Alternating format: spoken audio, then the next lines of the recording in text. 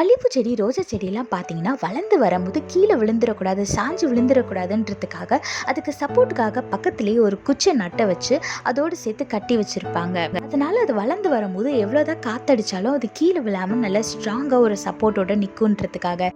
இதே மாதிரி தாங்க நம்மளோட வாழ்க்கையில் ஈசப்பா நம்மளோட சப்போர்ட்டாக இருக்கும்போது நம்மளும் எந்த இடத்துலையும் விழுந்து போக மாட்டோம். வேதத்தில் பாருங்க, அப்போஸ்தலர் 2:25 போட்டிருக்கு, கர்த்தரை இப்பொழுதும் எனக்கு முன்பாக நிறுத்தி நோக்கி கொண்டிருக்கிறேன், நான் அசைக்கப்படாதபடி அவர் என் வலது பாரிசத்தில் இருக்கிறார்னு வேதத்தில் போட்டிருக்கு.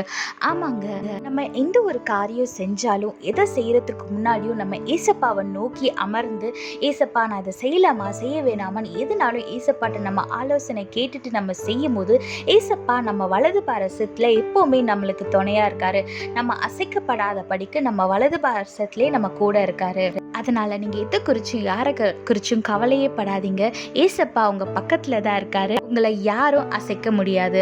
ஆனா அதுக்கு நீங்க எப்பவுமே என்ன காரியம் செஞ்சாலும் தேவனை நோக்கி அமர்ந்து அவரோட பிரசன்னத்துல அமர்ந்து, ஏசப்பா இந்த விஷயம் செய்யலான்னு இருக்கேன், இதை செய்யலாமா கூடாதா, இல்லைன்னா வேற ஏதாவது சித்தம் வச்சிருக்கீங்களா அப்படின்னு எது செஞ்சாலும் ஏசப்பாவோட பாதத்துல அமர்ந்து அவர் சித்தத்தை கேட்டு நீங்க நடக்கும் போது நிச்சயமா அவர் உங்க கூடவே இருந்து உங்க காரியம் எல்லாம் வாய்க்கும்படியாக செஞ்சு உங்க பக்கத்துல இருந்து நீங்க அசைக்கப்படாதபடி உங்களை பாதுகாத்து கொள்வார்.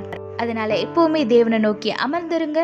ஆசீர்வாதமான வாழ்க்கையை வாழுங்க. கர்த்தர் உங்களோட கூட இருந்து உங்களை ஆசீர்வதித்து பாதுகாத்து வழி நடத்துவாராக. ஆமென். When we grow a plant in our house which is very fragile, we will give some support for the plant by keeping a stick beside it so it can grow with the support of the stick without falling down.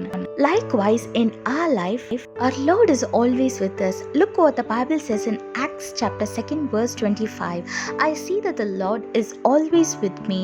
I will not be shaken, for he is right beside me.